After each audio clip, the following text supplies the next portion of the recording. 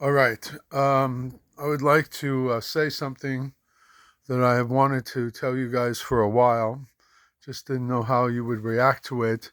But with this report about the Paraduma, that I vaguely remember hearing something about it a while back, but it didn't dawn on me till someone sent me these links of the news story, twisted it as it is against Israel and Jews, and the Substack article that speaks about how the war started over the Paraduma and what we were planning to do about it. Now, there's a few things you have to understand here. Even if it's true that Sinwar was then outraged and enraged that we were about to attack Al-Aqsa and the dome, and because we're going to make the Paraduma and we're going to purify ourselves so we can build the third base of Mikdash. Even if that all of that is true, there's nothing that bastard could do or his armies could do, because if there was a border patrol, a dawn patrol like there had been every day for years at the wall, at the fence, there was no way they were going to get through to do any damage or attack Israel or kill any Jews or take hostages. There's no way on earth even if they had 10,000 people, like they're now trying to claim they have, when we've known all along for 2 years it was 3,000, and not all of them were combatants. Some went in to hide for later terrorist activities, chas v'shalom, God forbid. But the bottom line is, there's no way he's getting through. No matter how many people they bring there, we have helicopters, we have we have bombers, we have what we need to take care of them. There's no way it doesn't matter that they say that this is a religious war, which is true anyway. And Rabbi Kahana always says the Israeli government is insane because they think it's a war over land and it's a war over whose God is greater. And that's the real truth. And they are blind to it because they hate God and they don't want to have anything to do with serving Hashem. So we'll get back to that point. But the bottom line is there's nothing Sinwar can do. He can be angry all he wants. There's no way he's going to get in there and kill any Jews, attack any settlements. It's all absurd. But this new point, this added Nakuda, opens up the whole thing. I've known all along, since about the second day after, someone sent me a report that something happened at 4 a.m. to wipe out the Jews on their bases sleeping in their beds. That couldn't have been Arabs, because the Arabs didn't attack and come through the wall until 6:30 a.m. And this is 4 a.m. And it was an inside job. And I knew about Ehud Barak. If you go on 60 Minutes on YouTube and find a 60 Minutes report, just type in brothers and sisters in arms. These are fit, combat ready reservists, leftist reservists that were under Ehud Barak's special protection and leadership. And he organized them. He went to Epstein a lot to get money for this group over the last 5 or 6 years, 10 years, whatever. They knew they were going to do this way back when. And Netanyahu also knew they were planning to do this, because just 3 weeks earlier, he had been in the UN, and he was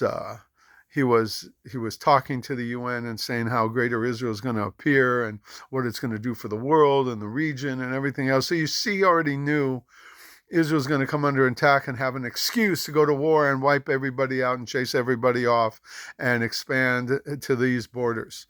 So everything is a lie that you've ever read or heard about October 7th. That's first of all. But this point of the red heifer thing solves the whole problem.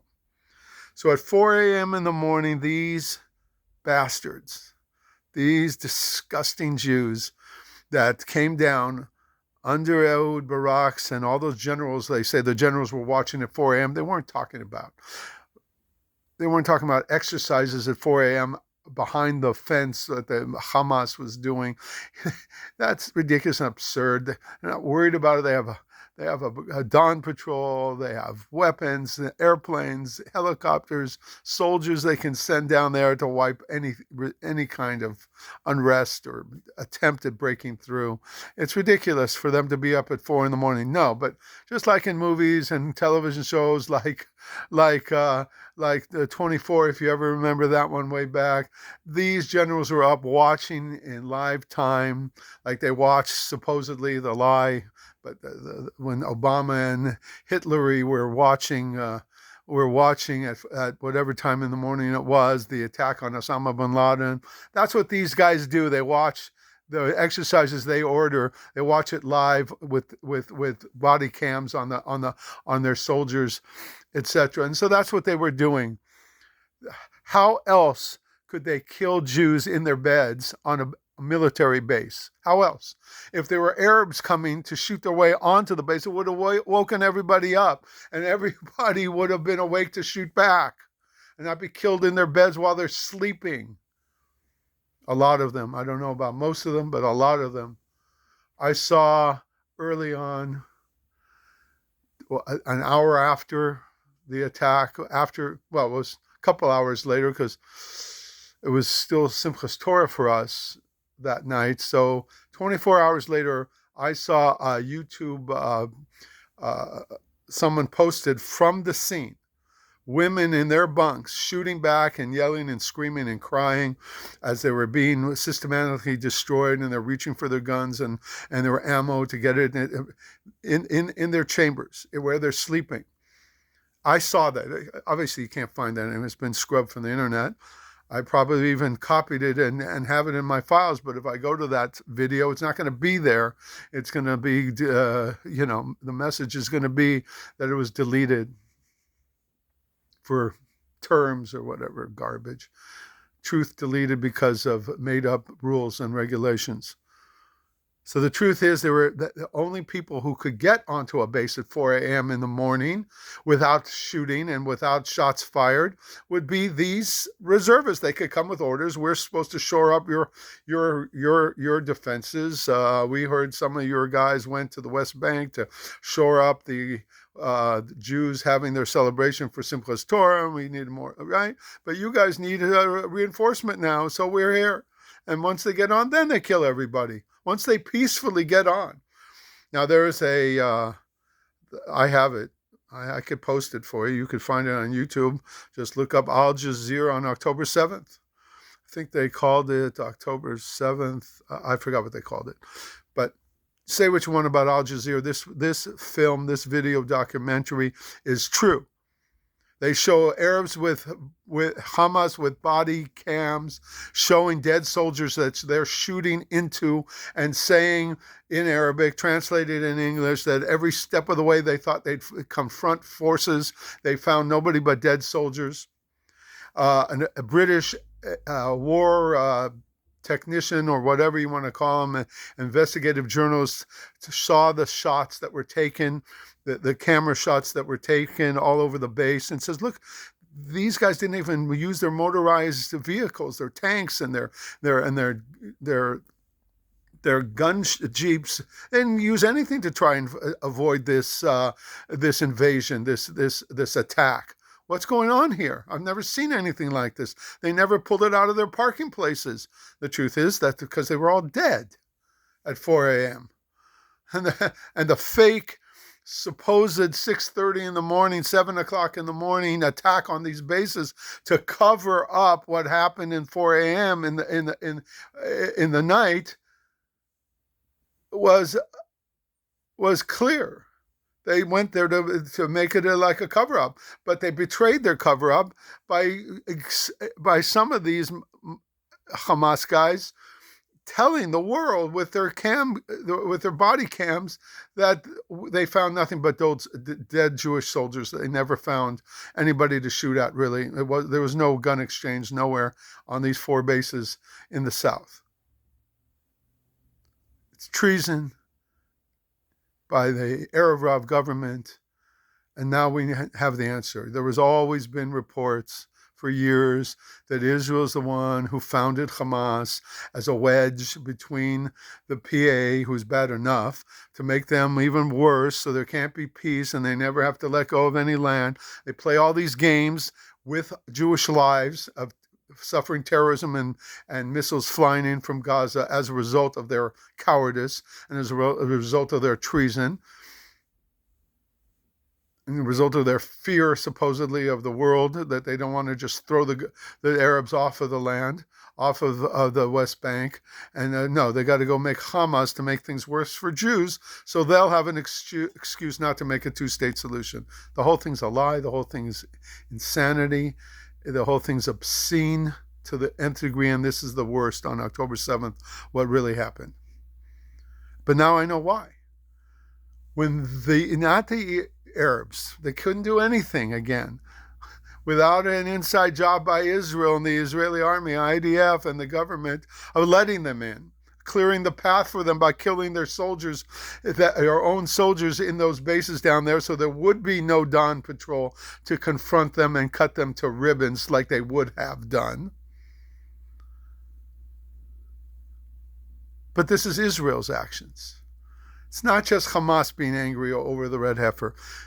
I've known for decades that the erev Israeli government would rather have the Arabs win and overrun Israel and kill every Jew than have the Torah world win, that Hashem should win. And when they got reported, there was an old thing on, I have it somewhere, there's an old discussion, live discussion of 4 former Shabak leaders, chiefs, whatever they were called, directors, and they were sitting around the table, and one of them, I forgot his name, Doran or something like that, says we should go, every time we hear a report of a paraduma, a red heifer, we should go down and kill it, just so the Jews can never have Mashiach. That's an open story. People know this Maisa, they know this story. So therefore they heard of these legitimate 5 red heifers found in Texas, bought by the Torah community and the Temple Institute in Yerushalayim, brought to Israel, brought to a kibbutz or a moshav to raise them for 3 years till they have to shech them.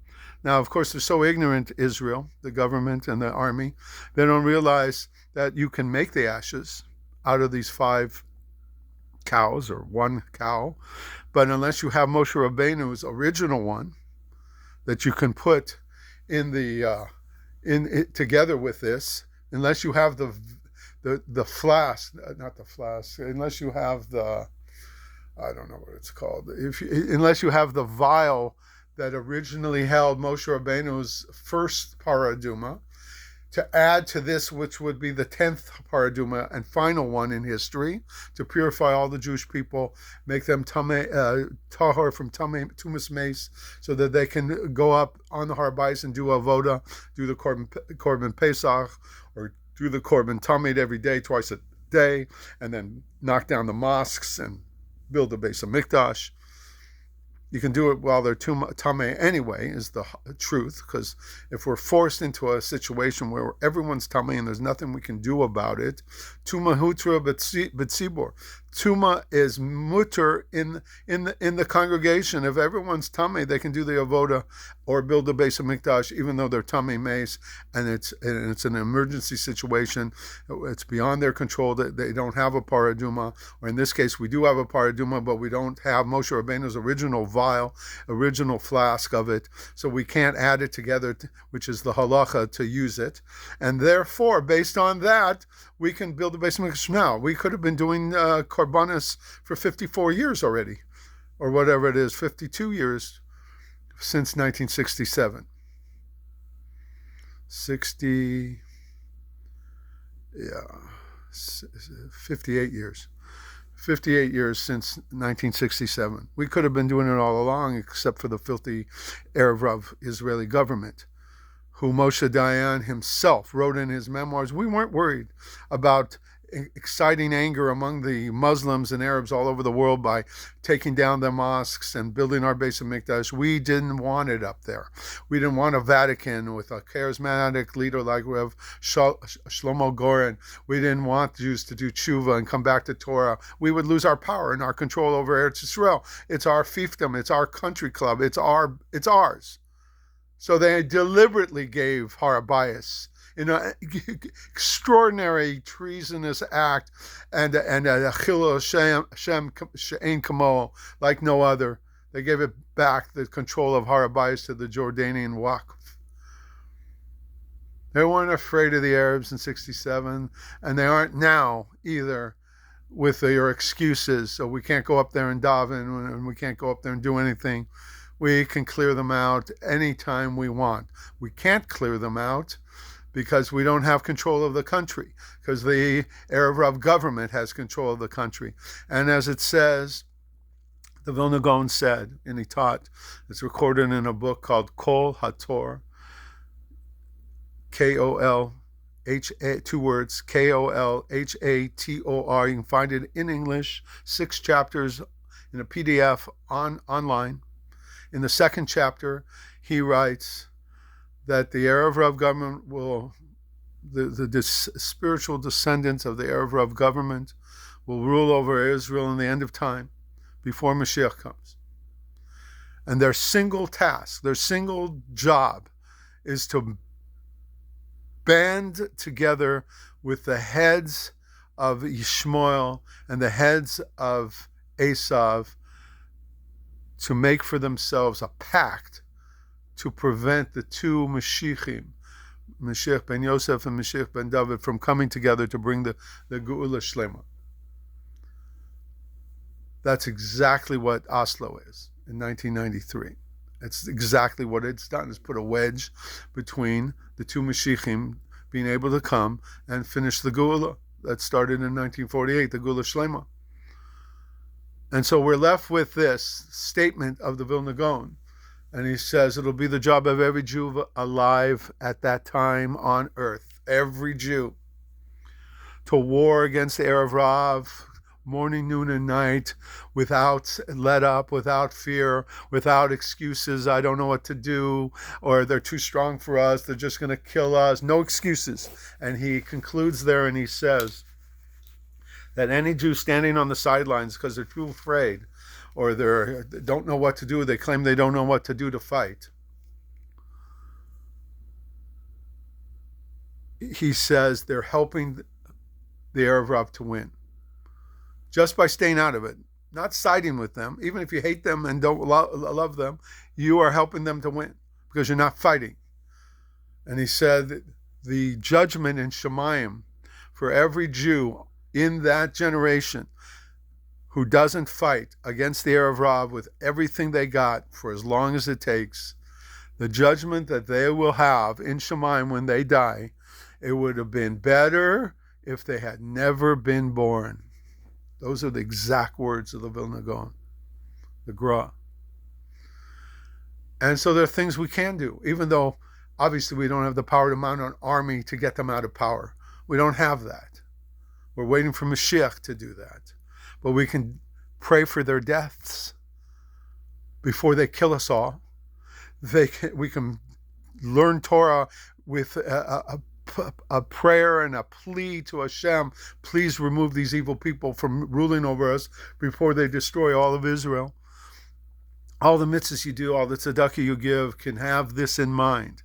That's at least fighting on some level against these erev Rav that are destroying. They hate Hashem. They hate us. They hate the Jewish people and the chosen people and the mission of the Klal Yisrael from Avram, Yitzchak, and Yaakov. They hate the Torah. They hate Judaism. They hate the land of Israel, except to make it their own little country club that they rule over. The Jewish people have one mission, one task we've always had since Avram Avinu. Mekadesh Shem Shemayim Barabim, sanctify the name of God in the world. And the way you do that, a very great Talmud Chacham and huge Torah scholar in the Mir in the early 1900s, He said the way to do this is Hashem wanted, after he had to conclude that there was no way, no ability to bring the whole world to being Klal Yisrael and give the Torah to the whole world, which was his initial impetus, his initial desire and will. But he saw they're too evil, and they rejected Avram Avinu after he was saved from the Kivshon HaEsh by Nimrod being throwing him in there. And they said, okay, that's it. Avram will become the people that will lead eventually to the whole world recognizing me. But for now, the rest of the world, I cut them loose, except for the Sheva Mitzvahs B'nai Noach that they're supposed to keep, and they'll still be punished for doing idolatry and paganism, but I can't make them Klal Yisrael. I can't make them part of the Jewish people. They have blown it now. I gave them a last chance with Avram Avinu. They actually gave them a last chance at Har Sinai with Moshe Rabbeinu, and all the angels over their countries, their nations, turned Hashem down. And so therefore, it's only us. We have this mission. We have the mission to give Hashem the Rev Yerucham says, he says Hashem now wants one nation, meaning Klal Yisrael, to receive the Torah at Har Sinai and march into Eretz Yisrael and conquer it and build a Beis HaMikdash for him on his holiest place on earth and pronounce Hashem Melech over the whole world. That is the goal of the Jewish people. It's a whole purpose for Hashem giving us the Torah and helping us to conquer Eretz Yisrael. It's the whole purpose of creation itself, Erev Yerucham from the Mir said. This isn't Meir Kahana speaking. This is a Litvish yeshiva, Rosh Yeshiva speaking. He knew it clear that this is what Klal Yisrael is supposed to do. He didn't have a gullus mentality of being a shtetl Jew and weak and unable to defend himself. He knew the complete mission of Klal Yisrael, our avoda, of what we're supposed to do, what the Torah is about, what creation is for. So getting back. So what we have is the concept and the idea that there is no way that the Arabs ever could have done what they did. You just have to keep driving this point in. If there was a dawn patrol, there's no way they could have ever done what they did. It's an inside job. So it's this erev Rav government that is trying to lose on purpose, which we'll get into in a minute, who designed the plan for Hamas to attack. And part of that plan involved taking Ehud Barak's evil brothers and sisters in arms and taking them down south in the middle of the night, getting onto these bases and killing everybody. There's no other way. There wouldn't have been Jews there. They're making new videos now. Oh, all these bases were told to stand down. And so they stood down even though they didn't understand. That's bull. What soldier is going to hear from 5 miles away guns and bombs blasting, is not going to come running and to hell with orders to stand down? This is an attack, and we're saving the communities behind us from being invaded and butchered. They're not going to stand down. I don't care what the orders are. When they hear it with their own ears, they're not going to stand down. Maybe they're not going to get any helicopter support because ruthless erev Rav government and IDF command will hold them back to make it harder for the soldiers on this base to defend Klal Yisrael and Eretz Yisrael.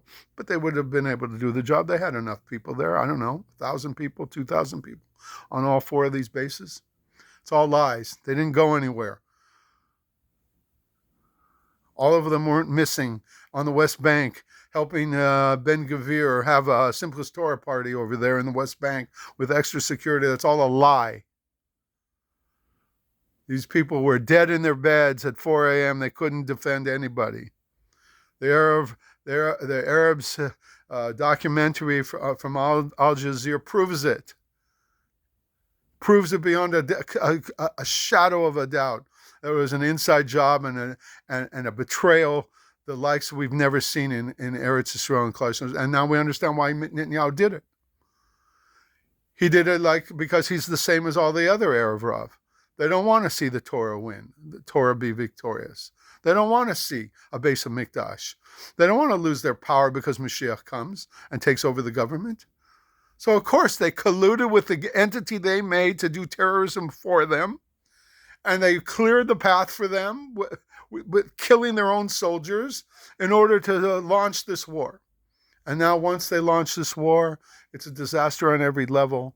They could have won it in two months if they would have on October 7th just shut the power to the whole place in Gaza, let them starve to death, let them die, just let them die unless they surrender, unconditional surrender within a week or two.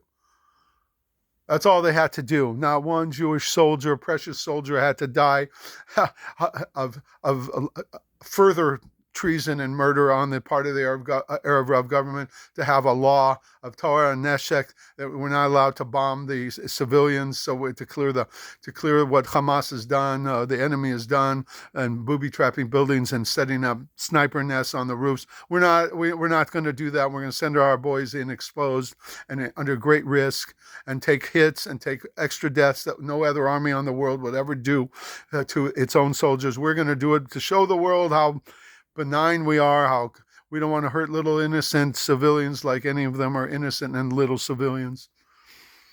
This Torah and Neshek law is the reason it's not an obligation to go to war and join the Israeli army. You're putter, religious Jew or a secular Jew, it doesn't matter. You're not obligated to give your life for a law, a rule that's bound to get you killed. Of course, you have to fight to defend your home's being overrun by the enemy, and if you don't go, the IDF is not going to support your town, let's say, if you all refuse to go, so you defend yourselves on your land. You don't go into Gaza, you don't go into Lebanon or Syria. You stay home with your guns and you defend your families and your community. That's what you do. Remove this law and we'll join the army willingly. Those that are obligated to go will go. Point is, they did this on purpose. They don't want the red heifer. They don't want the Hashem to win. They don't want the Torah, the Nevuahs to come true. The Tanakh, all the Nevi'im. They don't want the Beis HaMikdash to be built. They want to suppress it as long as possible. And now there's another plan. Now it's been there since 1871. Go online and you look up something called 3worldwars.com. I think I've posted it for you before. 3worldwars.com. You spell out the 3, one long word. And he lists the plan of these elite slime Illuminati and Masons and all the other secret societies in league together of 3 world wars to conquer the world for themselves. They go around all the time telling people that mankind's condition is war and bloodshed all the time. And it's a lie.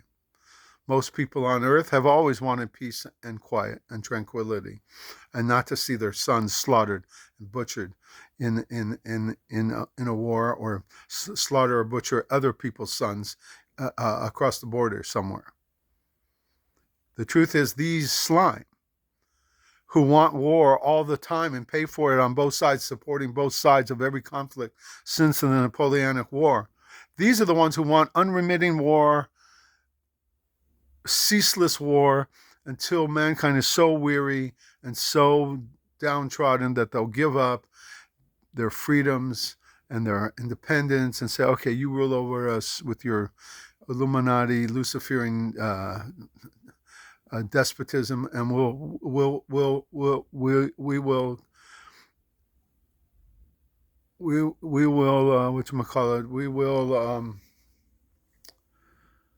give in. We will cave. We will resign ourselves to your dictatorship forever, tyranny forever. We just don't want these wars anymore. The truth is, these are liars. The truth is, they're the ones who are the warmongers. They're the ones who won't let us have peace, because it is a peace without them ruling over us and controlling us. And so they devised, sorry, I'm going to have to get a drink in a minute. Right now, 1 second.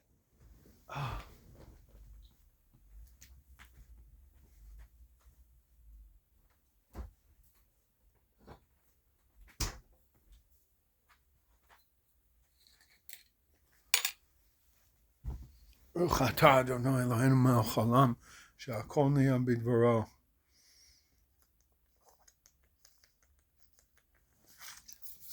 Iced tea and alcohol. All right. They're the ones that want war. Won't let us have any peace for the last 200, 300 years. Really, throughout all time, this plan has been in place since the time of Nimrod and Esav all the way down to us. It's been Nimrod and Esav against Avram Avinu from the beginning of time to the end of time. The only problem is we have forgotten our role to fight evil, to remove it from our midst. That's the problem. They remember and know who they are.